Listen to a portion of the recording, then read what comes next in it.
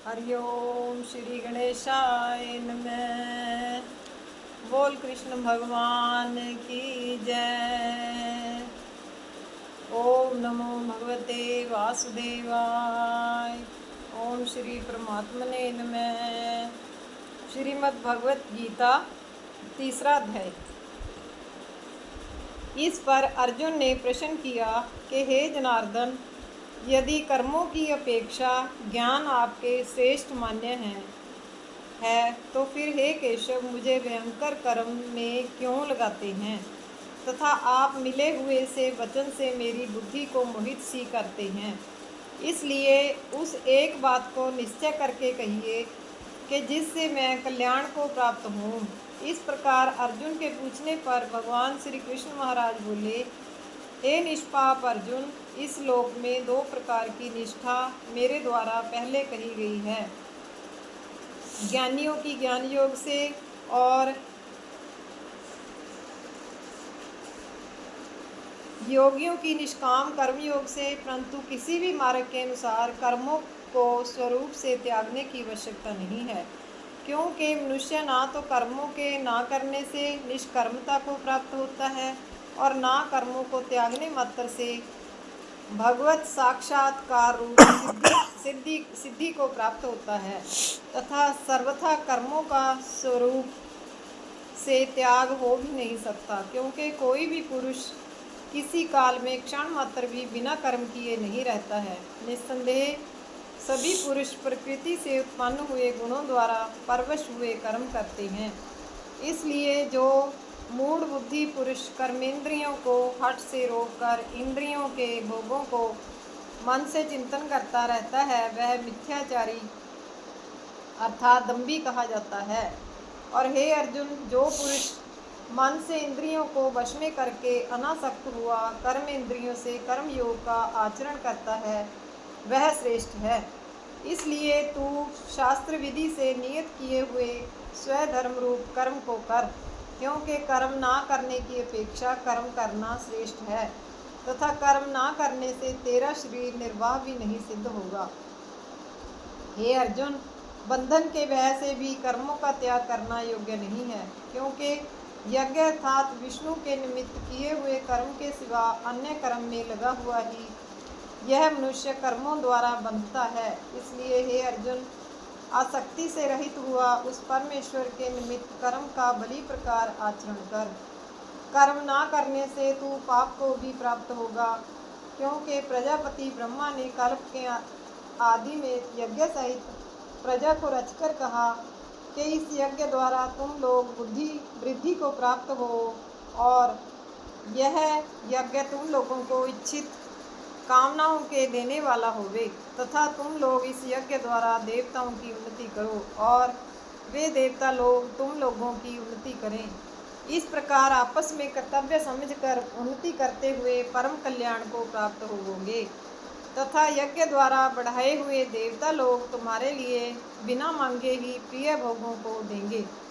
उनके द्वारा दिए हुए भोगों को जो पुरुष इनके लिए बिना दिए ही भोगता है, वह निश्चय चोर है।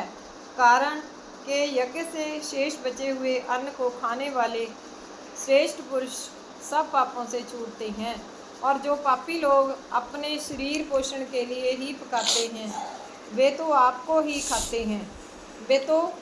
ही खाते हैं, क्योंकि संपूर्ण प्राणी अन्न से उत्पन्न होते हैं, और अन्न की उत्पत्ति वृष्टि से होती है, तथा वृष्टि यज्ञ से होती है, और वह यज्ञ कर्मों से उत्पन्न होने वाला है, तथा उस कर्म को तू वेद से उत्पन्न हुआ जान, और वेद अविनाशी परमात्मा से उत्पन्न हुआ है। इससे सर्वव्यापी परम अक्षर परमात्मा सदा ही यज्ञ में प्रतिष्ठित है। हे पार्थ, जो पुरुष इस लोक में इस प्रकार चलाए हुए सृष्टि चक्र के अनुसार नहीं बरतता है, अर्थात शास्त्रानुसार कर्मों को नहीं करता है, वह इंद्रियों के सुख को भोगने वाला पापायु पुरुष व्यर्थ ही जीता है। परंतु जो मनुष्य आत्मा ही में प्रीति वाला और आत्मा ही में तृप्त तथा आत्मा ही में संतुष्ट होवे, उसके लिए कोई कर्तव्य नहीं है, क्योंकि इस संसार में उस पुरुष का किए जाने से भी कोई प्रयोजन नहीं है और ना किए जाने से भी कोई प्रयोजन नहीं है, तथा इसका संपूर्ण भूतों में कुछ भी स्वार्थ का संबंध नहीं है, तो भी उसके द्वारा केवल लोकहितार्थ कर्म किए जाते हैं। इससे तू अनासक्त हुआ निरंतर कर्तव्य कर्म का अच्छी प्रकार आचरण कर, क्योंकि अनासक्त पुरुष कर्म करता हुआ परमात्मा को प्राप्त होता है। इस प्रकार जनकादि ज्ञानी जन भी आसक्ति रहित कर्म द्वारा ही परम सिद्धि को प्राप्त हुए हैं। इसलिए तथा लोक संग्रह को देखता हुआ भी तू कर्म करने को ही योग्य है, क्योंकि श्रेष्ठ पुरुष जो जो आचरण करता है अन्य पुरुष भी उसके ही अनुसार वर्तते हैं। वह पुरुष जो कुछ प्रमाण कर देता है लोग भी उसी के अनुसार वर्तते हैं। इसलिए हे अर्जुन, यद्यपि मुझे तीनों लोकों में कुछ भी कर्तव्य नहीं है तथा किंचित भी प्राप्त होने योग्य वस्तु अप्राप्त नहीं है, तो भी मैं कर्म से ही वर्तता हूँ, क्योंकि यदि मैं सावधान हुआ कदाचित कर्म में ना बरतूं तो हे अर्जुन, सब प्रकार से मनुष्य मेरे बर्ताव के अनुसार वर्तते हैं, अर्थात बरतने लग जाएं। तथा यदि मैं कर्म ना करूं तो ये सब लोग भ्रष्ट हो जाएं और मैं वर्ण संकर का करने वाला हूँ तथा इस सारी प्रजा का हनन करूं, अर्थात मारने वाला बनूं। इसलिए हे भारत, कर्म में आसक्त हुए अज्ञानी जन जैसे कर्म करते हैं वैसे ही अनासक्त हुआ विद्वान भी लोक शिक्षा को चाहता हुआ कर्म करे। ज्ञानी पुरुष को चाहिए कि कर्मों में आसक्ति वाले अज्ञानियों की बुद्धि में भ्रम अर्थात कर्मों में अश्रद्धा उत्पन्न न करे, किंतु स्वयं परमात्मा के स्वरूप में स्थित हुआ और सब कर्मों को अच्छी प्रकार करता हुआ उनसे भी वैसे ही करावे।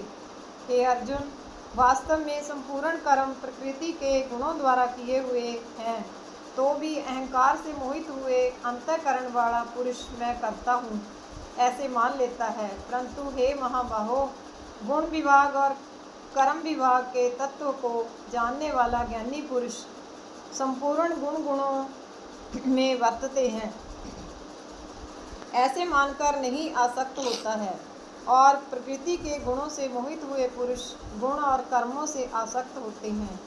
उन अच्छी प्रकार ना समझने वाले मूर्खों को अच्छी प्रकार जानने वाला ज्ञानी पुरुष चलायमान ना करे। इसलिए हे अर्जुन, तू ध्यानिष्ठ चित्त से संपूर्ण कर्मों को मुझ में समर्पण करके आशा रहित और ममता रहित होकर संताप रहित हुआ युद्ध कर। हे अर्जुन, जो कोई भी मनुष्य दोष बुद्धि से रहित और श्रद्धा से युक्त हुए सदा ही मेरे इस मत के अनुसार वर्तते हैं, वे पुरुष संपूर्ण कर्मों से छूट जाते हैं, और जो दोष दृष्टि वाले मूर्ख लोग इस मेरे मत के अनुसार नहीं वर्तते हैं, उन संपूर्ण ज्ञानों में मोहित चित्त वालों को तू कल्याण से भ्रष्ट हुए ही जान। क्योंकि सभी प्राणी प्रकृति को प्राप्त होते हैं, अर्थात अपने स्वभाव से परवश हुए कर्म करते हैं। ज्ञानवान भी अपनी प्रकृति के अनुसार चेष्टा करता है, फिर इसमें किसी का हट क्या करेगा।